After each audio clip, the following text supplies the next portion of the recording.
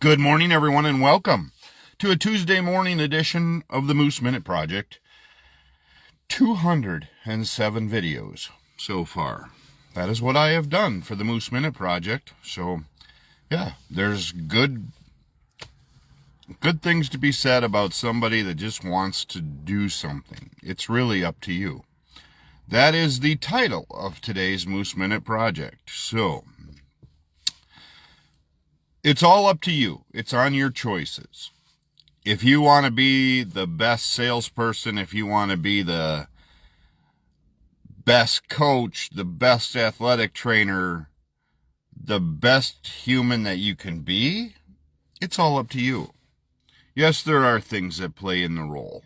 There are things that come and go into your life that may sway that one way or the other, but it truly is up to you and the effort you want to put into it. I notice that I get more tired and exhausted from the daily routine anymore. So it's up to me. I can either stay on that path or make changes. And right now, unfortunately, I'm struggling to make those changes, even though it's up to me. So where you're at in life right now is a lot up to you. And how you overcome the obstacles, it's up to you. If you want the pity party, self-pity, all of that stuff, you can stay there, or you can try to make changes. And some changes may work, some may not. But you have to continue to try to do things to make things better. Or they will keep you where you're at. And unfortunately, right now, that's where I am struggling. I am trying, I should say, I just need to start doing it. I keep saying I'm trying, and people I see get caught in this of I'm trying. But are we really? In my eyes, I'm not. I keep saying that I have to.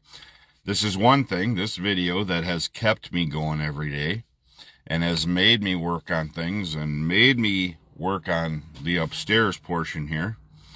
But we have to get away from the I am trying to I am doing. Instead of I'm going to do, I will do. So I think it's a lot to say, like in sales, when you're in sales, you can say, I want to be the best salesperson in this company. Well, what are you going to do to get there? What are you doing currently to get there? How are you? And this is my experience, since I've been in this business since 98. So when are you going to make those changes? When are you going to listen? And then when will you actually implement it? There is a lot of good people out here that know a lot about whatever business you're in, whether it's shipping, whether it's storage, whether it's retail sales. When you go to places and you meet the owner or you meet and they are grumpy, pissy, you understand why there's not a lot of people in the business or in their business. Or if you know their background, that they are jerks to people, their business tends to not be successful as it could be.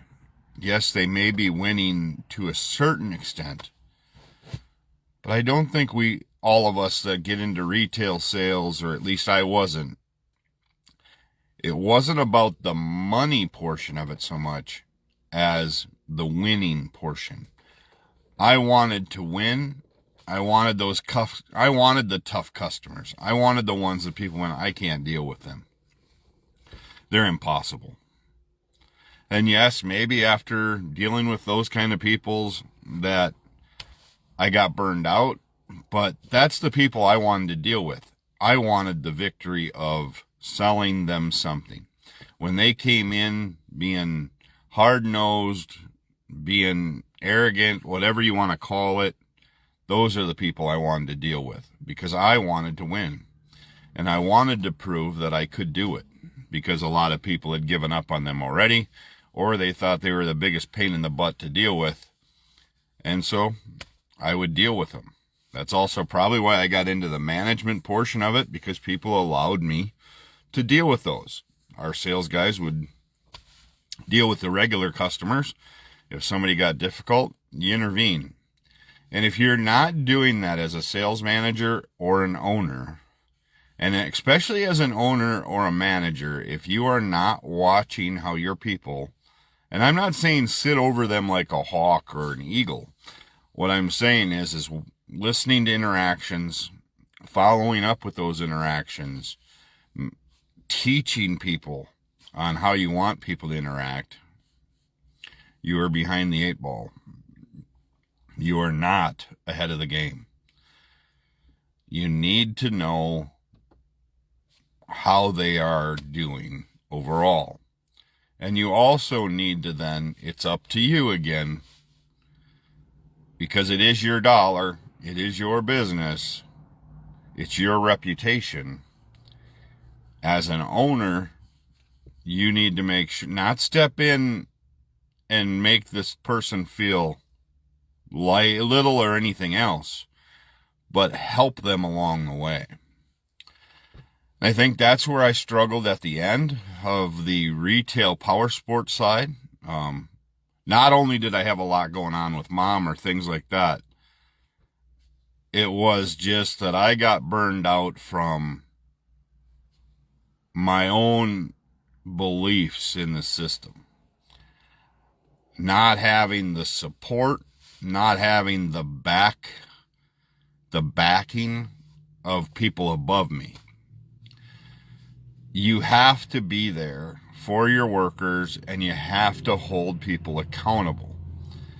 If you're not going to do that, if you are going to rely on other people to do that, this is not a micromanagement kind of thing. This isn't like watching every deal take place. This is just being there to listen to somebody or check in on them.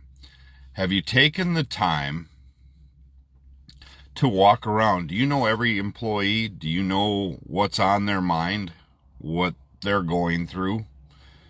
And when they're going through major things, are you there for them?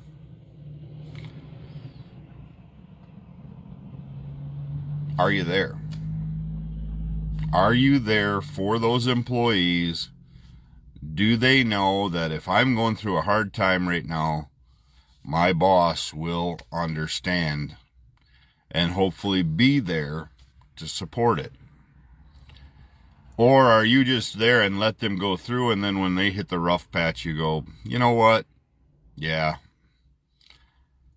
I can't handle what you're doing anymore. I don't like the attitude. Are you sitting down doing evals every year? Are you doing the actual evaluations, or are you look at it like, oh crap, it's just a piece of paper.